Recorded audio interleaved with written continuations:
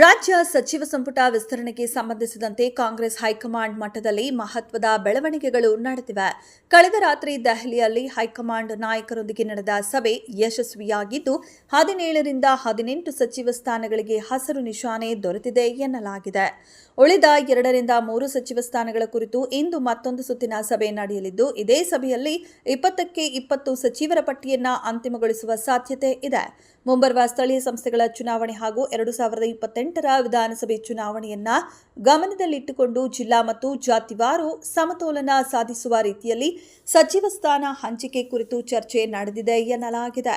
ಈ ಹಿನ್ನೆಲೆ ಸಂಪುಟ ವಿಸ್ತರಣೆಯಲ್ಲಿ ರಾಜಕೀಯ ಲೆಕ್ಕಾಚಾರಕ್ಕೂ ಹೆಚ್ಚಿನ ಆದ್ಯತೆ ನೀಡಲಾಗಿದೆ ಎಂದು ಹೇಳಲಾಗುತ್ತಿದೆ. ಇದರ ಜೊತೆಗೆ ಹೆಚ್ಚುವರಿ ಉಪಮುಖ್ಯಮಂತ್ರಿ ಹುದ್ದೆಗಳ ಬೇಡಿಕೆಗೂ ಹೈಕಮಾಂಡ್ ಒಪ್ಪಿಗೆ ಸೂಚಿಸಿದೆ ಎನ್ನಲಾಗುತ್ತಿದೆ. ಒಂದು ಡಿಸಿಎಂ ಹುದ್ದೆಯನ್ನ ಲಿಂಗಾಯತ ಸಮುದಾಯಕ್ಕೆ ಹಾಗೂ ಮತ್ತೊಂದು ಹುದ್ದೆಯನ್ನ ಒಬಿಸಿ ಸಮುದಾಯಕ್ಕೆ ನೀಡುವ ಕುರಿತು ಚರ್ಚೆ ನಡೆದಿದೆ ಎಂಬ ಮಾಹಿತಿ ಲಭ್ಯವಾಗಿದೆ.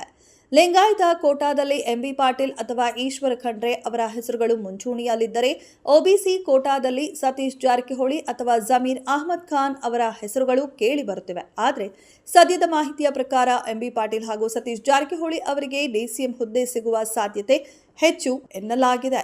ಇಂದು ದೆಹಲಿಯಲ್ಲಿ ನಡೆಯಲಿರುವ ಸಭೆಯಲ್ಲಿ ಮುಖ್ಯಮಂತ್ರಿ ಡಿಕೆ ಶಿವಕುಮಾರ್, ಮಾಜಿ ಮುಖ್ಯಮಂತ್ರಿ ಸಿದ್ದರಾಮಯ್ಯ ಹಾಗೂ ಕೆಪಿಸಿಸಿ ಅಧ್ಯಕ್ಷ ಬಿಕೆ ಹರಿಪ್ರಸಾದ್ ಸೇರಿದಂತೆ ಪ್ರಮುಖ ನಾಯಕರು ಅಂತಿಮ ಪಟ್ಟಿಗೆ ಒಪ್ಪಿಗೆ ಪಡೆದು ರಾಜ್ಯಕ್ಕೆ ಮರಳುವ ನಿರೀಕ್ಷೆ ಇದೆ.